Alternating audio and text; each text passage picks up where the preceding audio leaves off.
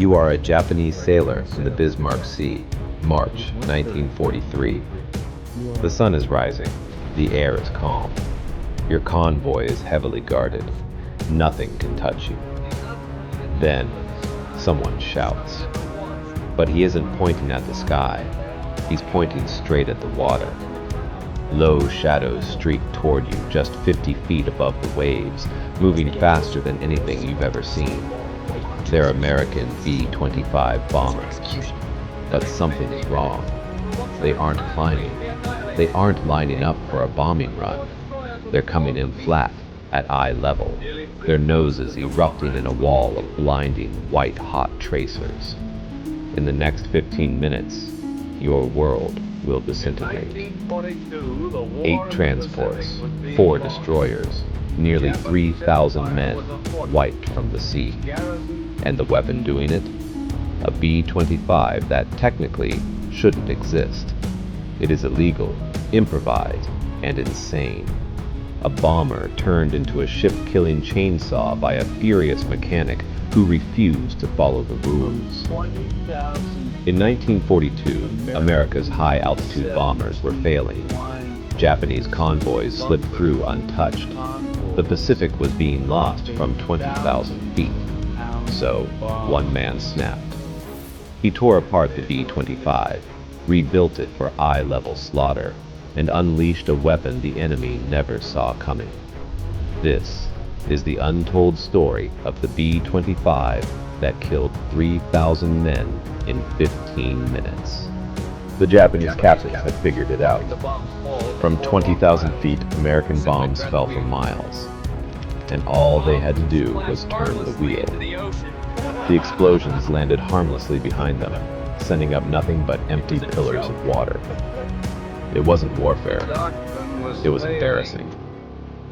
For General Douglas MacArthur, it was a waking nightmare. He was losing the Pacific because his bombers couldn't hit a moving ship. The doctrine was broken. The technology was useless. And every day, the Japanese convoys kept feeding their front lines. What the Allies needed wasn't more bombers. They needed a new idea, and fast.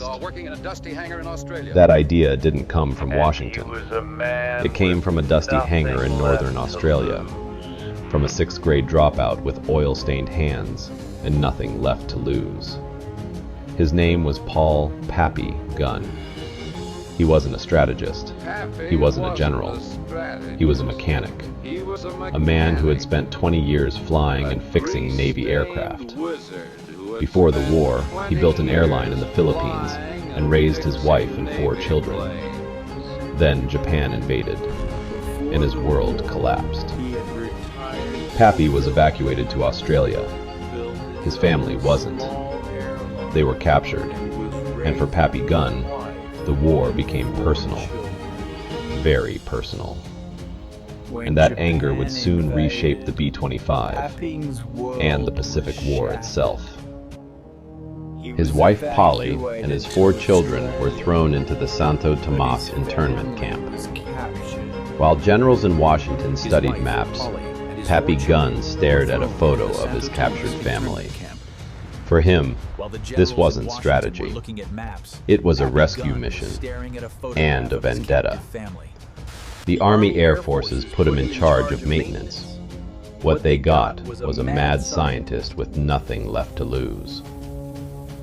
Pappy looked at the B-25 Mitchell, a neat, high-altitude bomber, and saw a weapon that needed to fly low, mast-height, close enough to rip ships apart with gunfire. So, he went illegal.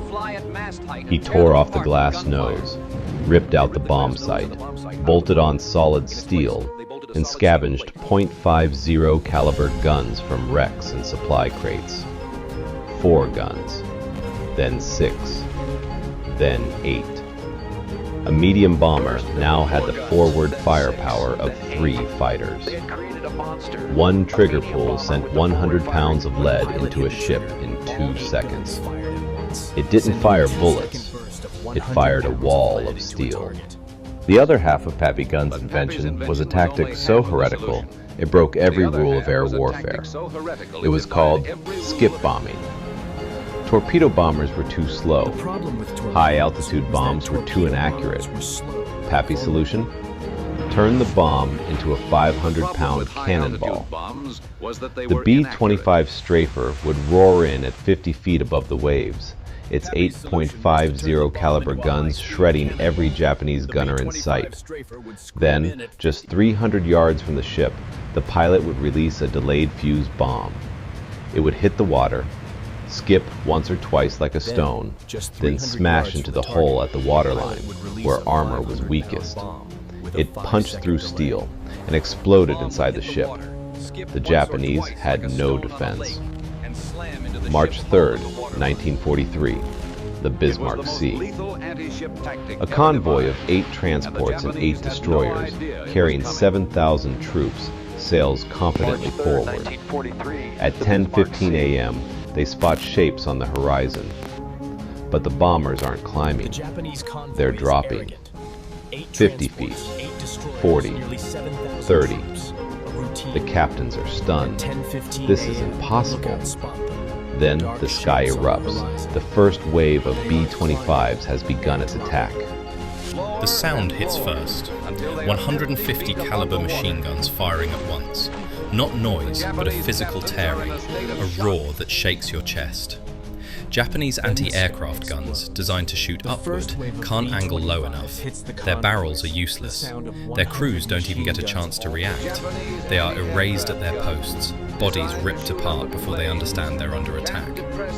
Tracer fire, thick as ropes, turns the decks of destroyers into a slaughterhouse.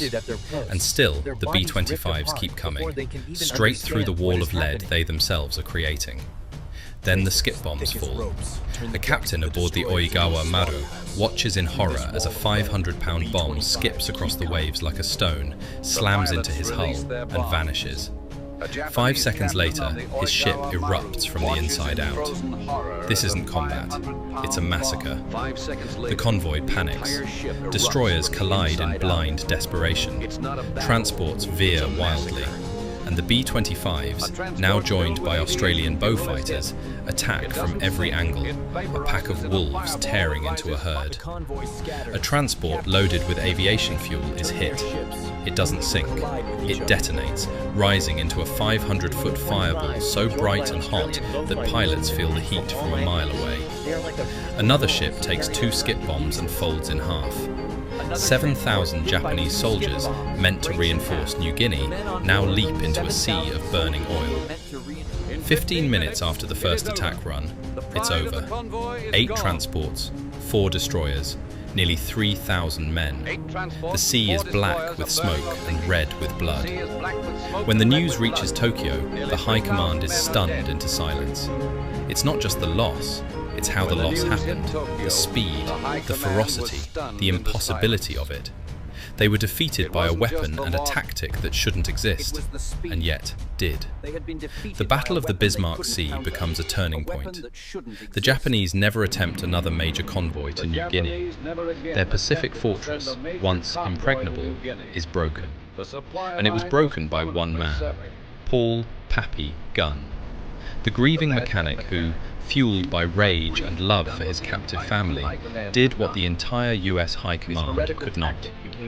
His illegal field modification became standard issue. His heretical tactic became doctrine. And when Pappy was finally reunited with his family after the war, his son asked what he did. He answered quietly, "I was a mechanic. I fixed a problem." But he didn't just fix a problem, he fixed a failing war. Thank you for your watching, and see you next video.